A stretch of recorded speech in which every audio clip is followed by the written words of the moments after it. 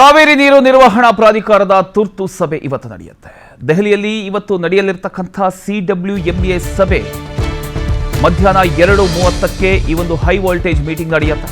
CWMA Kaveri ನೀರು ನಿರ್ವಹಣಾ ಪ್ರಾಧಿಕಾರ ತಮಿಳುನಾಡಿಗೆ ಕಾವೇರಿ ನೀರು ಹರಿಸೋದಕ್ಕೆ ಸೂಚನೆಯನ್ನ ನೀಡಲಾಗಿದೆ. ನಿತ್ಯ 3500 ಕ್ಯೂಸೆಕ್ ನೀರು ಹರಿಸೋದಕ್ಕೆ CWRC ಆದೇಶ ನೀಡಿತ್ತು.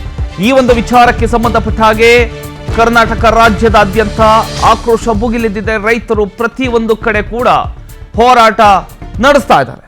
ಅದರ ಒಂದು ದೃಶ್ಯವನ್ನ ನಿನ್ನೆಯಿಂದ ಕೂಡ ನೀವು ಗಮನಿಸ್ತಾ ಇದ್ದೀರಿ. ಕಾವೇರಿ ಕದನ ಮತ್ತೊಂದು ನಿರ್ಣಾಯಕ ಹಂತ ತಲುಪಿದೆ. ಒಂದ್ ಕಡೆ ತಮಿಳುನಾಡಿಗೆ ಪ್ರತಿದಿನ 3500 ಕ್ಯೂಸೆಕ್ ನೀರು ಹರಿಸಬೇಕು ಅಂತ ಕಾವೇರಿ ನೀರು ನಿಯಂತ್ರಣ ಸಮಿತಿ ನೀಡಿರ್ತಕ್ಕಂಥ ಒಂದು ನಿರ್ದೇಶನ. ಮತ್ತೊಂದು ಕಡೆ ನೀರಿನ ತೀವ್ರ ಅಭಾವ ಎದುರಿಸ್ತಾ ಇರತಕ್ಕಂಥ ಕರ್ನಾಟಕ. ಈ ಎಲ್ಲ ಬೆಳವಣಿಗೆಗಳ ನಡುವೆ ಇವತ್ತು ನವದೆಹಲಿಯಲ್ಲಿ ನಡೆಯುವಂತಹ ಒಂದು ಕಾವೇರಿ ನೀರು ನಿರ್ವಹಣಾ ಪ್ರಾಧಿಕಾರ ಅಂದ್ರೆ CWMA